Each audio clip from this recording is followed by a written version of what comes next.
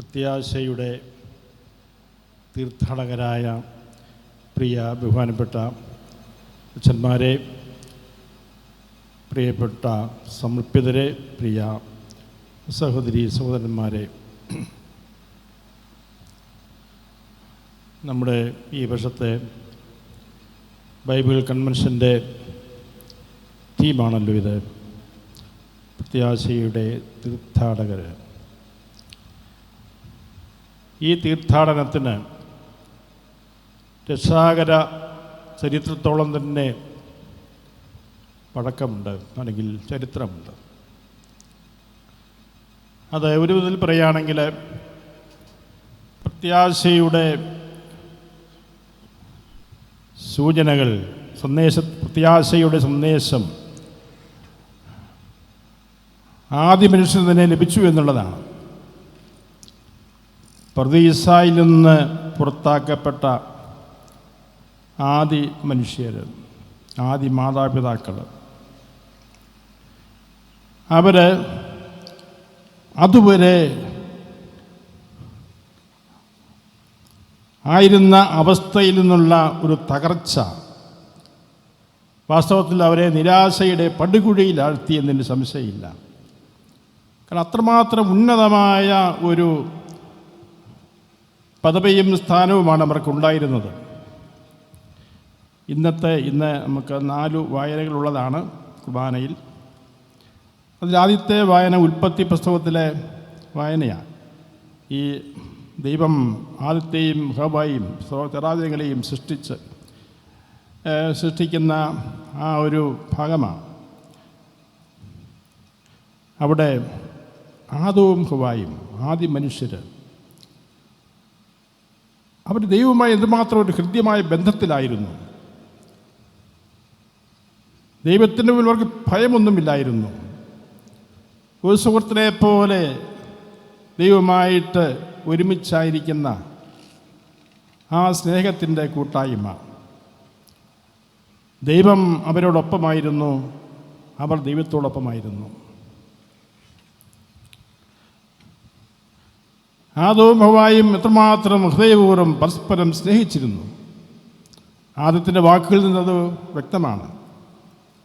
തനിക്ക് ഒരു കൂട്ടുകാരിയെ ദൈവം നൽകിയപ്പോൾ ആദം ആനന്ദാതിരേകത്താൽ ഉദ്ഘോഷിക്കുന്ന വാക്കുകൾ എത്ര മനോഹരമാണ്. ഇവൾ എൻ്റെ അസ്ഥിയുടെ അസ്ഥിയും മാംസത്തിൻ്റെ മാംസവുമാണ്. തുടർന്ന് വിശുദ്ധ ഗ്രന്ഥകാരൻ പറയുന്നു, ആകയാൽ അവരിരുവരും ഒരു ശരീരമാണ്. അത്രമാത്രം പരസ്പര സ്നേഹത്തിൽ കഴിഞ്ഞിരുന്ന ഒരവസ്ഥ. അത് സ്വർഗീയമായൊരവസ്ഥയായിരുന്നു. സ്വർഗത്തിൻ്റെ ഏറ്റവും വലിയ അനുഭവം എന്ന് പറയുന്നത് തന്നെയാണല്ലോ സ്നേഹത്തിൻ്റെ, പരമമായ സ്നേഹത്തിൻ്റെ, ദൈവസ്നേഹത്തിൽ ലയിച്ചിരിക്കുന്ന ഒരവസ്ഥയാണല്ലോ സ്വർഗീയ ജീവിതമെന്ന് പറയുന്നത്. ഏതാണ്ട് ആ അവസ്ഥയിലായിരുന്നവരാണ് ഈ ആദി മനുഷ്യർ.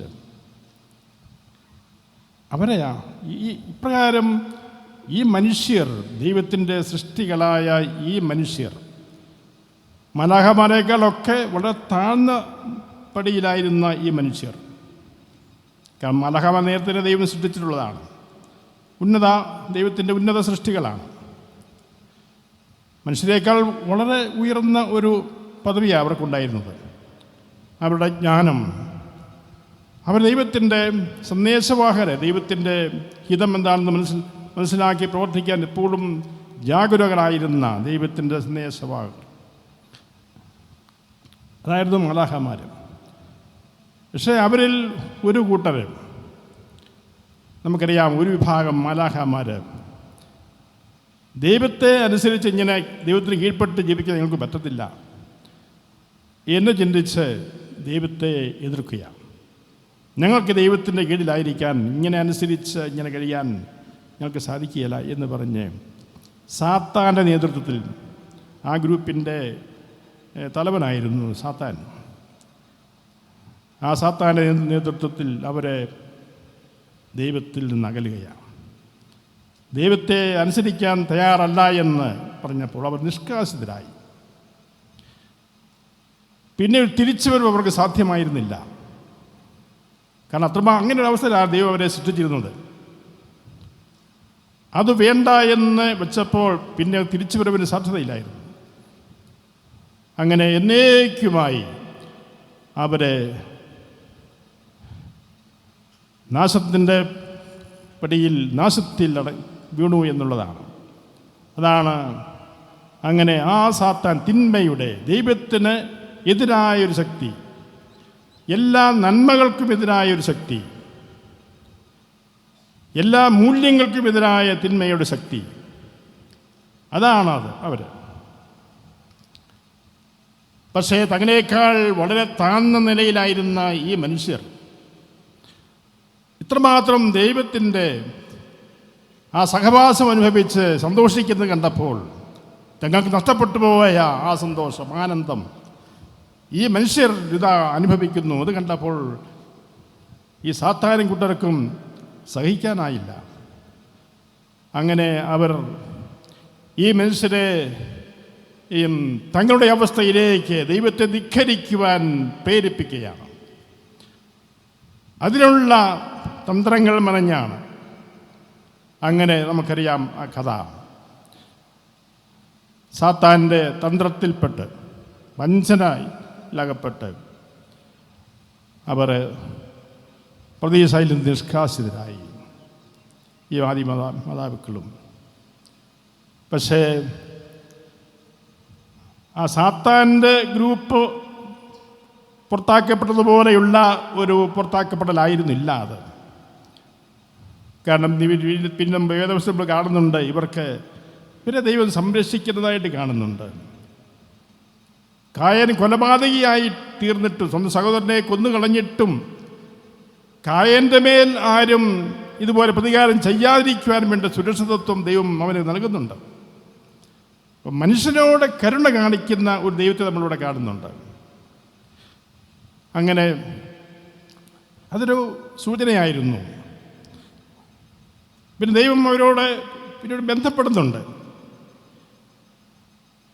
ആബേലർപ്പിച്ച ബലി ദൈവം സ്വീകരിക്കുന്നു. കായൻ്റെത് തിരസ്കരിച്ചു, ശരിയാണ്. പിന്നെ അപ്പോൾ അവിടെ എല്ലാവരും പ്രത്യാശയുടെ കിരണങ്ങൾ നമുക്ക് കാണാൻ സാധിക്കും. ഈ മനുഷ്യൻ പൂർണ്ണമായും നശിപ്പിക്കപ്പെട്ടില്ല. നിരാശയുണ്ടായിരുന്നു, എങ്കിലും ആ നിരാശ അവരെ തകർക്കാൻ പറ്റുന്ന രീതിയിൽ ആകാതിരിക്കുവാൻ ദൈവം പ്രത്യേകമായിട്ട് ശ്രദ്ധിച്ചു എന്നുള്ളതാണ്. പിന്നീട് അബ്രാഹത്തിൻ്റെ കാലമായ അബ്രാഹത്തിലൂടെ വ്യക്തമായ സന്ദേശം ദൈവം നൽകി. അനുഗ്രഹത്തിൻ്റെ സന്ദേശം. അബ്രാഹത്തെ ദൈവം പരീക്ഷിച്ചു. ആ പരീക്ഷയിൽ അബ്രാഹം വിജയിച്ചു. തന്നോട് വിശ്വസ്തത പുലർത്തുന്ന, ഏത് സാഹചര്യത്തിലും തന്നോട് വിശ്വസ്തത പുലർത്തുന്ന, എത്ര തിക്ത അനുഭവങ്ങളിലൂടെ കടന്നു പോകേണ്ടി വന്നാലും ഈ അബ്രാഹം തന്നോട് വിശ്വസ്തനായിരിക്കും എന്നുള്ള കാര്യം ദൈവത്തിന് ബോധ്യപ്പെട്ടു.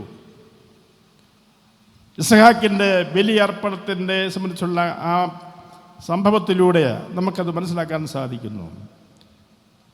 അങ്ങനെ അബ്രാഹത്തെ ദൈവം പരീക്ഷിച്ചു.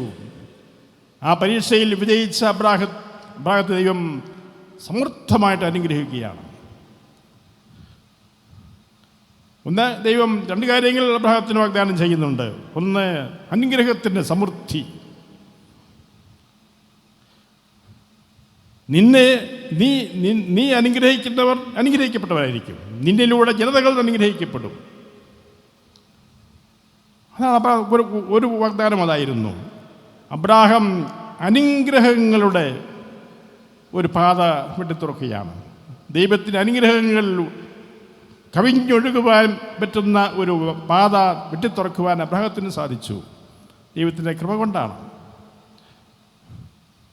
അങ്ങനെ അബ്രാഹം ഇന്നും അതിനാൽ തന്നെ അനുസ്മരിക്കപ്പെടുന്നു. രണ്ടാമത്തെ കാര്യം ഇതായിരുന്നു, സന്താന സമൃദ്ധി. ദൈവം ചോദിക്കുന്നുണ്ട്, സന്താനങ്ങൾ അബ്രാഹത്തിന് ഒരൊറ്റ സന്താനം പോലും ഇല്ലാതിരുന്ന കാലഘട്ടത്തിലാണ്. പ്രായമായി ഭാര്യ സാറ വന്ധ്യയാണ്, എങ്കിലും സന്താനം മൊത്തം വാഗ്ദാനം ചെയ്തു. അബ്രാഹത്തിന് സന്തതികളെ എണ്ണിത്തീർക്കാൻ സാധിക്കാത്ത തരത്തിൽ വർദ്ധിക്കുമെന്ന് ദൈവം വാഗ്ദാനം ചെയ്യുകയാണ്. അബ്രാഹത്തോട് ദൈവം ചോദിക്കുന്നുണ്ട്, ഈ മണ്ണിലെ പൊടി നിനക്ക് എണ്ണിത്തീർക്കാൻ സാധിക്കുമോ? ഈ മണ്ണിൻ്റെ തരികൾ നിനക്ക് എണ്ണിത്തീർക്കാൻ സാധിക്കുമോ? അതുപോലെ നിന്റെ സന്തതികളെ ഞാൻ വർദ്ധിപ്പിക്കും. സന്താന സമൃദ്ധി അബ്രാഹത്തിന് നൽകി. വലിയൊരു പ്രത്യാശയാണ്. അത് മനുഷ്യകുലത്തിന് മുഴുവൻ പ്രത്യാശ നൽകുന്നതാണ്. അങ്ങനെ പ്രത്യാശയുടെ തീർത്ഥാടനം തുടരുകയാണ് അബ്രാഹത്തിലൂടെ. പിന്നെ അബ്രാഹത്തിൻ്റെ മകൻ ഇസഹാക്കിലൂടെ, യാക്കോബിലൂടെ, ഇസ്രായേൽ ജനത്തിലൂടെ ഒക്കെ തീർത്ഥാടനം തുടരുകയാണ്. ദൈവത്തിൻ്റെ വാഗ്ദാനം ത്തിൻ്റെ സത്ത ഇതായിരുന്നു. ഒരു രക്ഷകനെ ദൈവം അവർക്ക് വാഗ്ദാനം ചെയ്തു. വരാനിരിക്കുന്ന ഒരു രക്ഷകൻ. മനുഷ്യരക്ഷ ശാശ്വതമായി സാധിക്കുന്ന ഒരു രക്ഷകൻ. പിശാചിൻ്റെ സാത്താൻ്റെ അടിമത്തത്തിൽ നിന്ന് മനുഷ്യനെ പൂർണ്ണമായി വിമോചിക്കുന്ന ഒരു രക്ഷകൻ വാഗ്ദാനം ചെയ്യപ്പെട്ടു. പിന്നെ ആ രക്ഷകന് വേണ്ടിയുള്ള പ്രതീക്ഷയായിരുന്നു തലമുറകളിലൂടെ കടന്നുപോയത്. രക്ഷകനെ പ്രതീക്ഷിച്ച് ലോകം മുഴുവൻ കാത്തിരിക്കുകയായിരുന്നു. ആ പ്രതീക്ഷ സാക്ഷാത്കരിക്കാൻ വേണ്ടിയാണ് ദൈവം തൻ്റെ പുത്രനെ ലോകത്തിലേക്ക് അയച്ചത്. നമുക്കറിയാം, ആ പുത്രൻ നമ്മുടെ രക്ഷകനായ ഈശോ മിശിഹ. ആ രക്ഷകൻ ലോകത്തിൽ വന്നു. ഈ രക്ഷകൻ നമുക്കറിയാം, അതിൻ്റെ വിശദാംശങ്ങൾ ഞാൻ വിശദീകരിക്കുന്നില്ല. പരസ്യജീവിതകാലത്ത് ഈശോ നിർണായകമായ ഒരു കാര്യം തൻ്റെ ശിഷ്യന്മാരോട് പറയുകയുണ്ടായി. എൻ്റെ സമാപനത്തിൽ അത് അന്ത്യത്താഴത്തിൽ വെച്ചാണ്.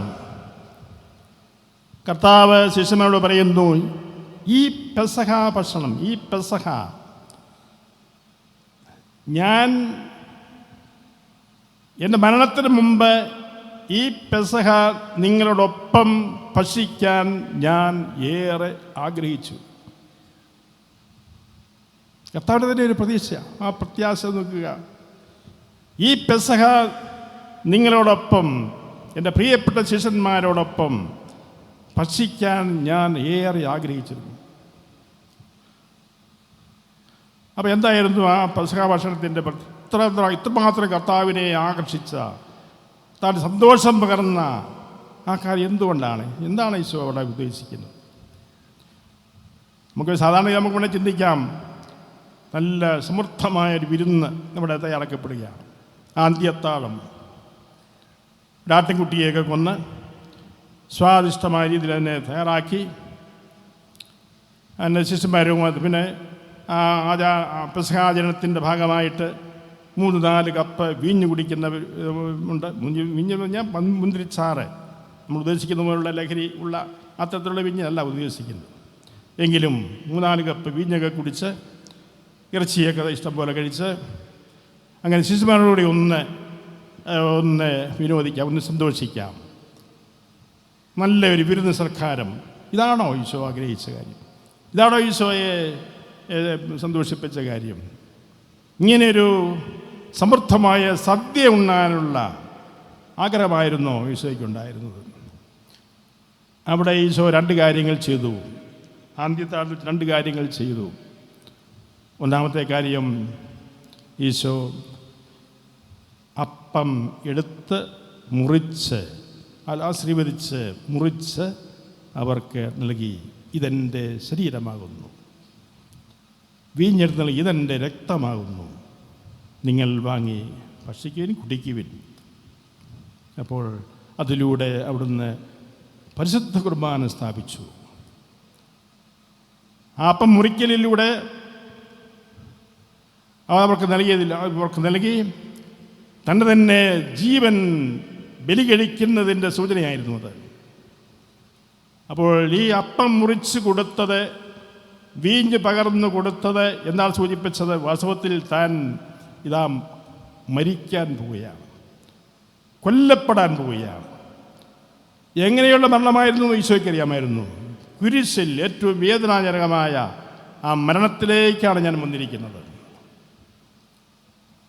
അപ്പം ഈശോയെ ഏറ്റവും സന്തോഷിപ്പിച്ച ഒരു കാര്യം അതുതന്നെയായിരുന്നു ഈ മരണം. ഈ മരണത്തിലൂടെയാണ് പിതാവിൻ്റെ ദൈവത്തിൻ്റെ വാഗ്ദാനം സാക്ഷാത്കരിക്കാൻ പെടാൻ പോകുന്നത്. രക്ഷ സാക്ഷാത്കരിക്കപ്പെടുകയാണ്. അങ്ങനെ പരിശുദ്ധ സ്ഥാപിച്ചു അവിടെ. രണ്ടാമത്തെ കാര്യം, ഇതെൻ്റെ ഓർമ്മയ്ക്കായി ചെയ്യുവിനെന്ന് പറഞ്ഞ് ആ ശിഷ്യന്മാരെ അധികാരപ്പെടുത്തി പൗരോഹിത്യം സ്ഥാപിച്ചു. അങ്ങനെ പരിശുദ്ധ കുർബാനയും പൗരോഹിത്യവും ജന്മം കൊണ്ടു. ആ തിരുവത്താഴത്തിൽ വെച്ച് ഇത് മനസ്സിൽ വെച്ചുകൊണ്ടാണ് ഈശോ പറഞ്ഞത്, ഞാൻ ഈ പെസഹ നിങ്ങളോടൊപ്പം ഭക്ഷിക്കുവാൻ ഞാൻ ഏറെ ആഗ്രഹിച്ചു. കാരണം ഈ രണ്ട് കാര്യങ്ങളിലൂടെയാണ് ലോകരക്ഷ ഇനിയും യാഥാർത്ഥ്യമാകേണ്ടത്, തുടരേണ്ടത്. എൻ്റെ ഈ ബലിയർപ്പണത്തിലൂടെ സാധിക്കുന്ന ആ ലോകരക്ഷ, അത് തുടരുവാനുള്ള അധികാരം തൻ്റെ ശിഷ്യന്മാർക്ക് നൽകി. അങ്ങ് ലോകാവസാനം വരെ തുടരേണ്ടിയിരിക്കുന്നു. അതിലൂടെയാണ് ദൈവത്തിൻ്റെ വാഗ്ദാനം സാക്ഷാത്കരിക്കപ്പെടുന്നത്. ഓരോ മനുഷ്യനും ആ രക്ഷയുടെ അനുഭവം കരഗതമാകുന്നത് അതിലൂടെയാണ്. ഇതാണ് കർത്താവിനെ സന്തോഷിപ്പിച്ച കാര്യം. പ്രിയപ്പെട്ടവരെ, നമ്മളെ നോമ്പിൻ്റെ ആദ്യ ദിവസങ്ങളിലാണ്. ഈ നോമ്പാചരണത്തിൻ്റെ ആരംഭം കഴിഞ്ഞ ഞായറാഴ്ച നമ്മൾ ഈശോയുടെ മരുഭൂമിയിലെ പ്രാർത്ഥനാ ആയിരുന്നു വന്നല്ലോ സുവിശേഷം. അത് കഴിഞ്ഞ് ആ മരുഭൂമിയിലേക്ക് ഈശോ പോകുന്നു. സാത്താൻ ഈശോയെ പരീക്ഷിക്കുന്നു, പ്രലോഭിപ്പിക്കുന്നു. സാത്താൻ ഈശോയെ ഈ ദൗത്യ നിർവൃത്തി ഒന്ന് പിന്തിരിപ്പിക്കാനാണ് ശ്രമിക്കുന്നത്. സാത്താൻ അറിയാമായിരുന്നു ഇവൻ തൻ്റെ സാമ്രാജ്യത്തെ ഇല്ലായ്മ ചെയ്യാൻ വേണ്ടിയാണ് വന്നിരിക്കുന്നത്. ആ ഒരു വിധത്തിൽ പറയുകയാണെങ്കിൽ അത് ആ ലോകം അന്ന് സാത്താൻ്റെ പിടിയിലായിരുന്നു. ഈ സാത്താൻ്റെ സാമ്രാജ്യത്തെ ഇല്ലാതാക്കാൻ വേണ്ടിയാണ് ഇവൻ ദൈവപുത്രൻ വന്നിരിക്കുന്നത് എന്ന് പിശാചിനറിയാമായിരുന്നു. ഇതിൽ നിന്ന് എങ്ങനെയെങ്കിലും അവനെ പിന്തിരിപ്പിക്കണം. സാത്താൻ എങ്ങനെയാണ് അവനെ ഈ സാമ്രാജ്യത്തെ സ്വന്തമാക്കിയത്? ആ ആദ്യ മനുഷ്യരുടെ ബലഹീനതയെ മുതലെടുത്തുകൊണ്ട് സാത്താൻ അവരെ കീഴ്പ്പെടുത്തുകയാണ്. അവിടെ ലോകത്തിൻ്റെതായ സുഖം വച്ച് നീട്ടി, ഒരു പഴത്തിൻ്റെ മനോഹാരിത, അതിൻ്റെ സൗന്ദര്യം, അതെല്ലാം നോക്കിക്കണ്ട് ആ ബാഹ്യമായ സൗന്ദര്യത്തിൽ ആകൃഷ്ടരായി പിശാചിന്റെ നുണയെല്ലാം കേട്ട് വിശ്വസിച്ച് അവരെ കീഴ്പ്പെടുത്തി. അതുപോലെ ഈശോയെ കീഴ്പ്പെടുത്താനുള്ള ഒരു ശ്രമമാണ് ഇവിടെ സാത്താൻ ശ്രമിക്കുന്നത്. അങ്ങനെയാണ് ആ കല്ലിനെ അപ്പമാക്കാൻ പറയുന്നത്. ഈശോയ്ക്ക് ദൈവികമായ ശക്തിയുണ്ട്, വേണമെങ്കിൽ ആക്കാമായിരുന്നു. വേണമെങ്കിൽ ഈശോയ്ക്ക് ഈ പ്രലോഭനങ്ങൾ ഈശോയുടെ ആന്തരികമായ ഒരു സംഘർഷത്തിൻ്റെ ചിത്രമാണ്. ഒരു മനുഷ്യൻ്റെ നിലയിൽ ഈശോയ്ക്ക് ഇങ്ങനെയുള്ള ചില ആത്മീയ സംഘർഷമുണ്ടായിരുന്നു. തനിക്ക് വേണമെങ്കിൽ ഇങ്ങനെയൊക്കെ ചെയ്യാമായിരുന്നു. ജനങ്ങളെല്ലാം ഇങ്ങനെ അത്ഭുതകരമായി അപ്പം വർദ്ധിപ്പിച്ച് തീറ്റിപ്പോറ്റി അവരുടെ എല്ലാം ഒരു പിന്തുണ നേടാമായിരുന്നു എന്ന് തൻ്റെ മാനുഷികമായ ആ ഒരു ആഗ്രഹം, ഒരുപക്ഷെ ആത്മീയ സംഘർഷം ഈശോയ്ക്കുണ്ടായിരുന്നു. അല്ലെങ്കിൽ ഗോപുരത്തിൻ്റെ മുകളിൽ നിന്ന് എടുത്തു ചാടി വലിയൊരു അഭ്യാസം കാണിച്ച് ആളുടെ മുമ്പിൽ ഹീറോ ആകാമായിരുന്നു ഈശോയ്ക്ക്, വലിയ പ്രശസ്തി ആർജിക്കാമായിരുന്നു. ആത്മീയ സംഘർഷമാണത്. നമ്മളിലൊക്കെ പ്രവർത്തിക്കുന്ന സംഘർഷത്തിൻ്റെ ചിത്രമാണിത്. അല്ലെങ്കിൽ ഈ പ്രപഞ്ചം, ഈ രാജ്യം, ഈ ഭൂമി അതെല്ലാം ആസ്വദിച്ച് രാജാവായി വാഴാൻ ഈശോയെ പിടിച്ച് രാജാവാക്കാൻ വേണ്ടി ശ്രമിച്ചതാണല്ലോ. അപ്പോൾ ഈശോയുടെ ആത്മീയ സംഘർഷത്തിൻ്റെ ചിത്രമാണ് അത്. മനുഷ്യൻ നിലയിൽ ഈശോയ്ക്ക് എന്നെ നേരിടേണ്ടി വന്നു. പക്ഷേ അവിടെ ഈശോ അതിന് വിധേയപ്പെട്ടു പോയില്ല. ആ ടെസ്റ്റിൽ ദൈവം ഈശോയെ, കാരണം വലിയൊരു ദൗത്യം നിർവഹിക്കാൻ പോവുകയാണ് ഈശോ. അബ്രാഹത്തെ ദൈവം പരീക്ഷിച്ചതുപോലെ ഇവിടെ ഈ ഈശോയും പരീക്ഷിക്കപ്പെടുകയാണ്. ഇവനെക്കൊണ്ട് സാധിക്കുമോ? തെളിയിക്കണം. ഈശോ തൻ്റെ രക്ഷാകര ദൗത്യം, ഈ ദൈവം ആഗ്രഹിച്ചു, പിതാവ് ആഗ്രഹിച്ച രക്ഷാ ദൗത്യം നിറവേറ്റുവാൻ ഇവൻ യോഗ്യതയുള്ളോ, ഇവന് കരുത്തുണ്ടോ? ഒരു മനുഷ്യൻ നിലയിൽ ഈശോയ്ക്ക് ആ കരുത്ത് തെളിയിക്കേണ്ടിയിരുന്നു. നമുക്കറിയാം ഈശോ അവസാനം വരെ ആ കരുത്ത് തെളിയിച്ചു. പക്ഷേ ചിലപ്പോൾ ആത്മീയ സംഘർഷത്തിൻ്റെ ചില സൂചനകൾ നമ്മൾ കാണുന്നുണ്ട് ഈശോയിൽ. അതാണ് ആ ഗെത്സമേൻ തോട്ടത്തിൽ വെച്ച് ഈശോ തൻ്റെ ആ അന്തിമ മണിക്കൂറുകൾ അടുത്തപ്പോൾ ആ ചിത്രം ഈശോയുടെ മനസ്സിലുണ്ട്. തൻ സ്വന്തം ശിഷ്യനാൽ ഉറ്റിക്കൊടുക്കപ്പെടുന്നു, കുരിശിൽ തറയ്ക്കപ്പെടുന്നു, വേദന, പരിഹസിക്കപ്പെടുന്നു, നമ്മളെ കിടന്ന് പരിഹസിക്കപ്പെടുന്നു. ഈശോയ്ക്ക് വേണ്ടി ചിന്തിക്കാമായിരുന്നു, തൻ്റെ പിടിക്കാൻ വന്ന ആ പടയാളി സമൂഹത്തെ വേണമെങ്കിൽ ഈശോയ്ക്ക് നിർവീര്യമാക്കാമായിരുന്നു. ഈശോയുടെ ആ സംഘർഷം ത്തിൻ്റെ വാക്കുകളാണ് അവിടെ ഉയരുന്നത്. പിതാവേ, കഴിയുമെങ്കിൽ ഈ കാസ എന്നെ ഒഴിഞ്ഞു പോകട്ടെ. എങ്കിലും ആ നിമിഷത്തിൽ തന്നെ ഈശോ തിരിച്ചറിഞ്ഞു, ഇല്ല, നിന്റെ ഇഷ്ടം നിറവേറട്ടെ. ആ പ്രലോഭനത്തിൽ വീണില്ല ഈശോ. പക്ഷെ പ്രലോഭനമുണ്ടായിരുന്നു, പക്ഷേ ഈശോ വീണുപോയില്ല, വിജയിച്ചു. ഈശോയെ കുശിൽ തറച്ചപ്പോൾ വേണമെങ്കിൽ ആ കുശിൽ തറയ്ക്കുന്നവരുടെ കൈ തളർത്താമായിരുന്നു, ആ ഇരുമ്പാണികളുടെ ശക്തി ഇല്ലാതാക്കാമായിരുന്നു, അതിനെ വെറും പഞ്ഞു പോലെ ആക്കാമായിരുന്നു. ഈശോയ്ക്ക് വേണമെങ്കിൽ തൻ്റെ കരങ്ങളെ ഇരുമ്പ് പോലെ ദൃഢമുള്ളതാക്കി തീർക്കാമായിരുന്നു. ആ മുള്ളാണി തറഞ്ഞു കയറാൻ പറ്റാത്ത തരത്തിൽ ഈശോയ്ക്ക് വേണേൽ തൻ്റെ കൈകളെ ശക്തിപ്പെടുത്താമായിരുന്നു. അങ്ങനെ അതിൽ നിന്ന് രക്ഷപ്പെട്ടു പോകാമായിരുന്നു. ആന്തരിക സംഘർഷത്തിൽ ഇങ്ങനെയൊക്കെയാണ്. ഈ സകലത്തിൽ നിന്ന് ഒഴിഞ്ഞു മാറാൻ ഈശോയ്ക്ക് 100 മാർഗങ്ങളുണ്ടായിരുന്നു. പക്ഷെ അങ്ങനെയാണെങ്കിൽ ആ വാഗ്ദാനം പൂർത്തീകരിക്കപ്പെടുകയില്ല, മനുഷ്യരക്ഷ. കാരണം പിശാച് ദൈവത്തെ തിരസ്കരിച്ചതാണ് പാപം. ആ തിരസ്കരണത്തിന് മനുഷ്യനെ മകാളിയാക്കി തീർത്തു എന്നുള്ളതാണ് പാപം, മനുഷ്യൻ്റെ പാപം. അതിന് പരിഹാരം ചെയ്യണം. അത് പരിഹാരം ചെയ്യുന്നത് എങ്ങനെയാണ്? പിശാചിൽ നിലകൊള്ളുന്നത് അസമാധാനം, അസൂയ, വിദ്വേഷം, പക. ഇതാണ് പിശാചിൻ്റെ മനോഭാവം. അത് നേരെ വിരുദ്ധമായിട്ട് ഈശോ അവിടെ നിലകൊള്ളുന്നു.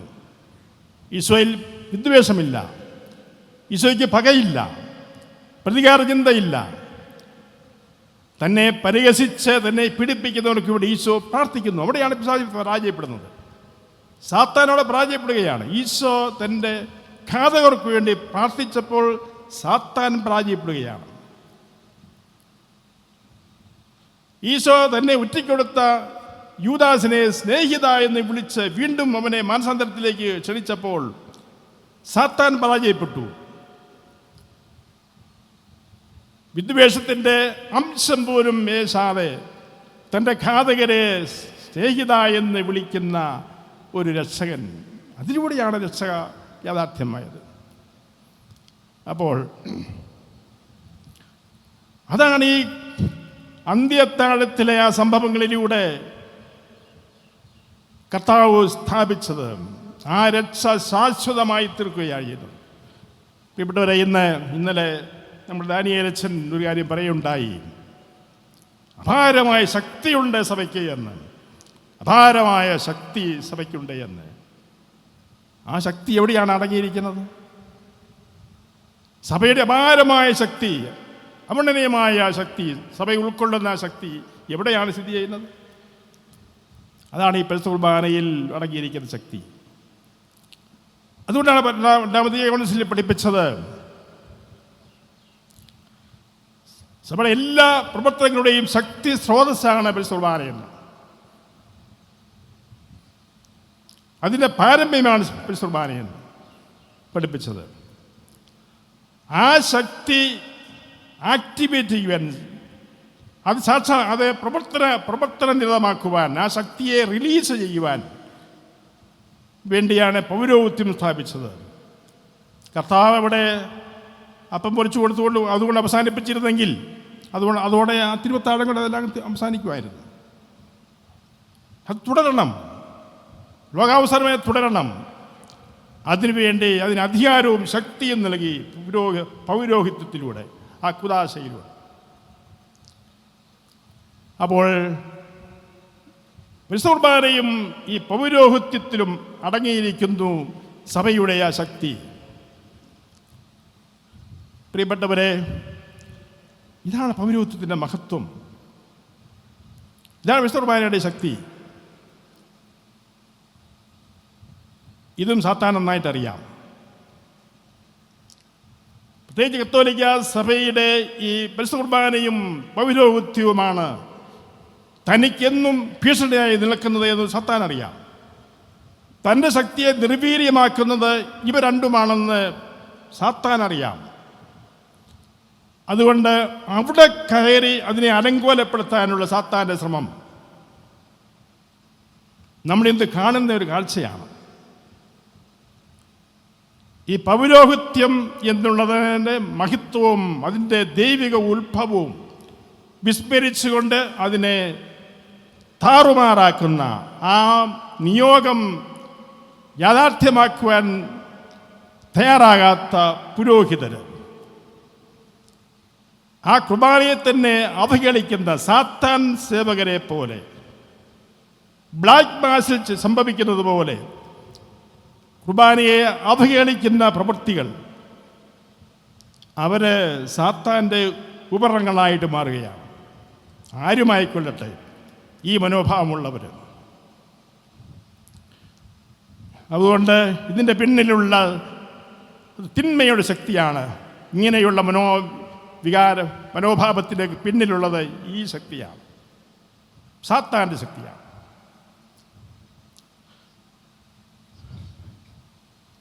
നമുക്ക് പ്രത്യേകമായിട്ട് ദൈവം നൽകിയിരിക്കുന്ന വലിയ അനുഗ്രഹങ്ങളെ ഓർത്ത് നന്ദി പറയാം. സുബാരിയും പൗരോഹിത്യം ഇന്നത്തെ സുവിശേഷത്തിൽ പറഞ്ഞ ഒരു വാക്കതയെക്കുറിച്ച് പറഞ്ഞുകൊണ്ട് അവസാനിപ്പിക്കട്ടെ. ഇന്ന് പ്രാർത്ഥന, ഉപവാസം, ദാനധർമ്മം, ഈ മൂന്നിനെക്കുറിച്ചും ഈശോ പറയുന്നുണ്ട്. അതിൽ പ്രാർത്ഥന, നമ്മുടെ ഈ നോമ്പ് കാലത്ത് ശ്രദ്ധിക്കേണ്ട 3 കാര്യങ്ങളാണിത്. പ്രാർത്ഥന, ഉപവാസം, ദാനധർമ്മം. ഒരു ക്രൈസ്തവ ജീവിതത്തിൻ്റെ മുഖമുദ്രകളാണവ.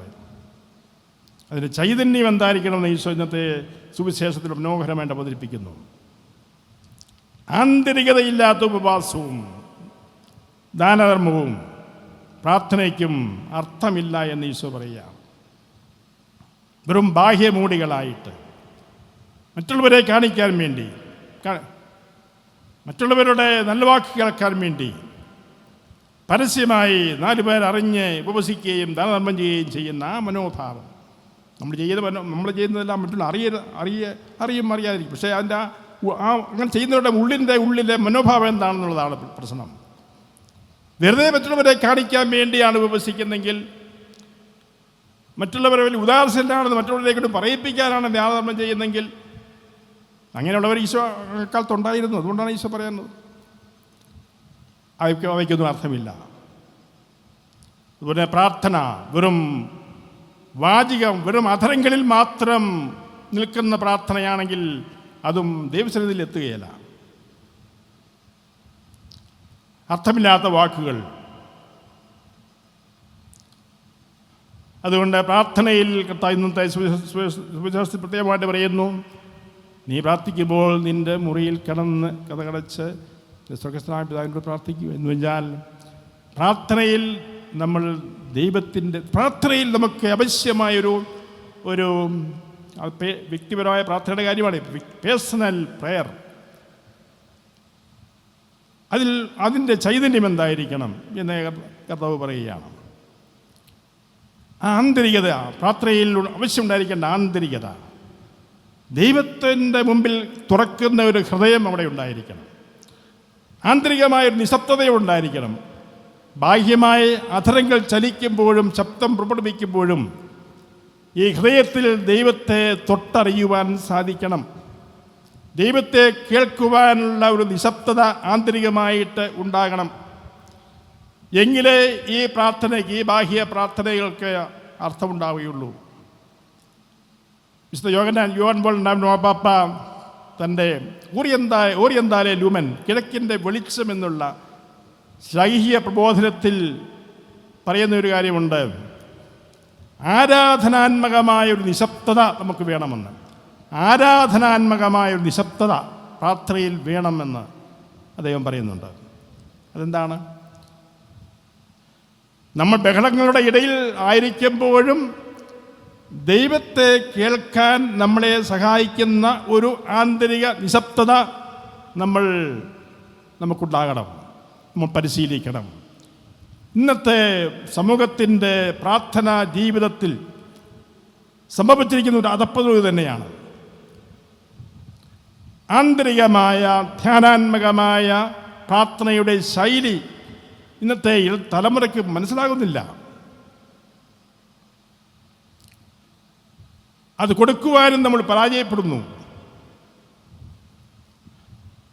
നമ്മുടെ ഉള്ളിൽ, നമ്മളെ ബഹളങ്ങളുടെ ഇടയിൽ ജീവിക്കുന്നവരാണ് നമുക്കത് ഇല്ലാതാക്കാൻ സാധിക്കുകയില്ല. ഈ ലോകം ബഹളങ്ങളുടെ ലോകമാണ്, ഉപരിപ്ലവത്വത്തിൻ്റെ ലോകമാണ്, ബാഹ്യ മൂടികളുടെ ഒരു ലോകമാണ്, ബാഹ്യ ആഘോഷങ്ങളുടെ ഒരു ലോകമാണ് ഇന്നത്തെ ലോകം. അവിടെ നമ്മൾ ജീവിക്കുമ്പോൾ ഈ ബഹളങ്ങൾക്കിടയിൽ ദൈവത്തിൻ്റെ സ്വരം തിരിച്ചറിയുവാൻ നമ്മൾ പരാജയപ്പെട്ടാൽ നമ്മളും അക്കൂട്ടത്തിൽ ലയിച്ചു ചേരുകയാണ്. ഇവിടെയാണ് അബ്രാഹത്തെ പോലുള്ളവർക്ക് ദൈവത്തിൻ്റെ സ്വരം കേൾക്കാൻ സാധിച്ചത്. അബ്രാഹം എന്തെല്ലാം പ്രശ്നങ്ങളിലൂടെ കടന്നുപോയ അബ്രാഹമായിരുന്നു. മറ്റുള്ളവർക്ക് ആർക്കും ആ സ്വരം തിരിച്ചറിയാൻ സാധിച്ചില്ല, അബ്രാഹത്തിന് സാധിച്ചു. അതിനുമുമ്പ് നോഹിൻ്റെ കാര്യമുണ്ട്. നോഹ് പെട്ടകം പണിതു, എല്ലാവരും നോഹിനെ കളിയാക്കി. നോഹ് മാത്രം അതൊന്നും ശ്രദ്ധിക്കാതെ ഗൗനിക്കാതെ പെട്ടകം പണിതുകൊണ്ടിരുന്നു. നോഹിന് ദൈവത്തിൻ്റെ സ്വരം തിരിച്ചറിയാൻ സാധിച്ചു, മറ്റാർക്കും സാധിച്ചില്ല. ഇതുപോലെ ദൈവത്തിൻ്റെ സ്വരം, ഈ ബഹളങ്ങൾക്കിടയിൽ ദൈവത്തിൻ്റെ സ്വരം കേൾക്കുവാൻ നമ്മളെ സഹായിക്കുന്ന ഒരു ആന്തരിക നിശബ്ദത വേണം എന്നാണ് യോഹൻ പോൾ പാപ്പ ഉദ്ബോധിപ്പിക്കുന്നത്. ഈ ധ്യാനാവസരങ്ങൾ അതിനുള്ളൊരു പരിശീലനമാകട്ടെ. നമുക്ക് നമ്മുടെ കുടുംബത്തിലെ പ്രാർത്ഥന, ഒരു യഹൂദ റബി ഇവിടെ എഴുതി വച്ചിരിക്കുന്ന കാര്യം ഇതാണ്. കുടുംബ പ്രാർത്ഥന, യഹൂദർ കുടുംബ പ്രാർത്ഥനയ്ക്ക് ഒത്തിരി പ്രാധാന്യം കൊടുത്തിരുന്ന ആളാണ് ഒരാരും. അദ്ദേഹം പറയുന്നു, കുടുംബാംഗങ്ങൾ ഒരുമിച്ച് പ്രാർത്ഥിക്കുമ്പോൾ ആ കുടുംബത്തിന് ചുറ്റിലുമായിട്ട് അവരുടെ ആ ഇരുമ്പിനേക്കാൾ ബലമേറിയ കോട്ട പണിയുകയാണ് എന്ന് പറഞ്ഞാൽ അത്രമാത്രം സുരക്ഷിതത്വം കിട്ടുകയാണ്. ഒരു കുടുംബം ഒരുമിച്ച് പ്രാർത്ഥിക്കുമ്പോൾ ആ കുടുംബത്തിന് ചുറ്റും ഇരുമ്പിനേക്കാൾ ബലമേറിയ കോട്ടകൾ പണിതുയർത്തപ്പെടുകയാണ്. സുരക്ഷിതത്വം, ഭദ്രത. പണ്ടൊക്കെ ഞാൻ ഓർക്കുന്നുണ്ട്, ഞാൻ ചെറുപ്പം കുഞ്ഞായിരുന്ന അവസരത്തിൽ വീട്ടിലെ പ്രാർത്ഥന, നമ്മുടെ കാരണന്മാർക്കൊരു ശ്രദ്ധയുണ്ടായിരുന്നു. ശയനത്തിൽ പ്രാർത്ഥിക്കുമ്പോൾ, കുരിശ് വരയ്ക്കുമ്പോൾ ആ പുരയിടത്തിൻ്റെ അതിർത്തി വരെ കേൾക്കണം നമ്മുടെ പ്രാർത്ഥനയുടെ സ്വരം എന്ന് പറഞ്ഞ് പിള്ളേരെ ഉറക്കെ പ്രാർത്ഥിപ്പിക്കും. വീടിരിക്കുന്ന പുരയിടത്തിൻ്റെ അതിർത്തി വരെ കേൾക്കണം നമ്മുടെ പ്രാർത്ഥനയുടെ സ്വരം. ഒരു പ്രിക്കോഷൻ അതാ, തിന്മയ്ക്കെതിരായ ഒരു മതിൽ ഉയർത്തുക, സുരക്ഷിതത്വമാണ്, ഭദ്രതാബോധമാണ്, നാന്തരം ചിന്തയാണത്. നമ്മുടെ കാരണന്മാർ എന്തുമാത്രം കുടുംബ പ്രാർത്ഥനയെ വിലമതിച്ചു, അതിൻ്റെ തിയോളജി എന്ന് പറഞ്ഞൊന്നും അറിയാൻ പറ്റും. തിയോളജിയുടെ അന്തസ്സത്തെയൊക്കെ, അതായത് പ്രാർത്ഥനയുടെ മർമ്മമാണ് അവരോട് കാണിക്കുന്നത്, പ്രാർത്ഥനയുടെ ശക്തി എന്താണെന്ന്. അപ്പോൾ നമ്മുടെയൊക്കെ പ്രാർത്ഥനയുടെ, നമ്മുടെ കുടുംബ പ്രാർത്ഥന, അവിടെയാണ് നമ്മുടെ കുഞ്ഞുങ്ങൾക്ക് ശരിക്കുള്ള പ്രാർത്ഥന പരിശീലനം നൽകപ്പെടേണ്ടത്. ഇന്നത്തെ മാതാപിതാക്കന്മാർ പൊതുവെ ശ്രദ്ധിക്കേണ്ട കാര്യമാണ്.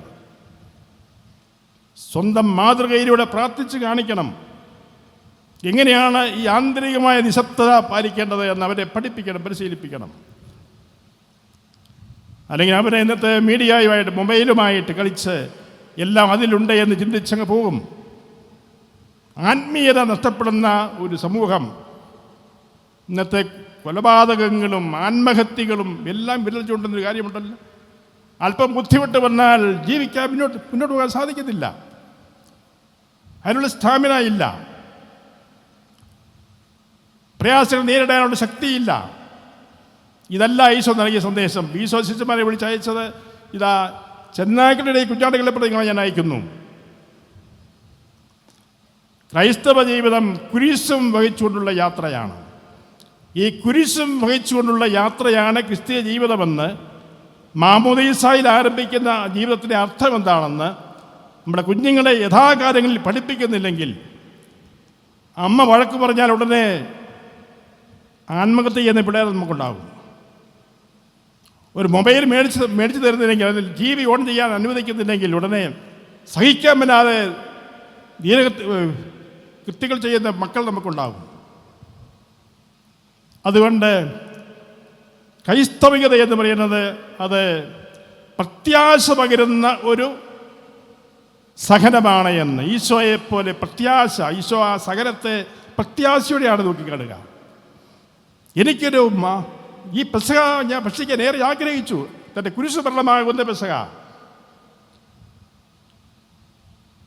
അതുകൊണ്ട് അതുപോലെയുള്ള ഒരു ജീവിതം നയിക്കുവാനുള്ള ശക്തി നമ്മുടെ തലമുറയ്ക്ക് പകർന്നു കൊടുക്കണം.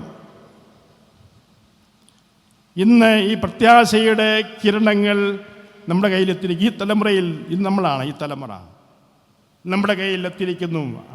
ആ കിരണങ്ങൾ കെട്ടുപോകാതെ അടുത്ത തലമുറയ്ക്ക് കൈമാറുവാനുള്ള ചുമതല നമുക്കുണ്ട്. നമ്മളിൽ പ്രത്യാശ കെട്ടെങ്കിൽ എങ്ങനെ അത് കൈമാറും അടുത്ത തലമുറയിലേക്ക്? കഴിഞ്ഞ തലമുറകൾ കൈമാറിത്തന്ന പ്രത്യാശയുടെ കിരണങ്ങൾ ഈ തലമുറ നഷ്ടപ്പെടുത്താൻ ഊതിക്കിടത്താനിടയാവരുത്. അതിന് ഈ ബൈബിൾ കൺവെൻഷൻ പ്രചോദനമാകട്ടെ, ശക്തി നൽകട്ടെ എന്ന് പ്രാർത്ഥിക്കുന്നു. ദൈവം നമ്മളെല്ലാവരെയും സമർത്ഥമായിട്ട് അനുഗ്രഹിക്കട്ടെ.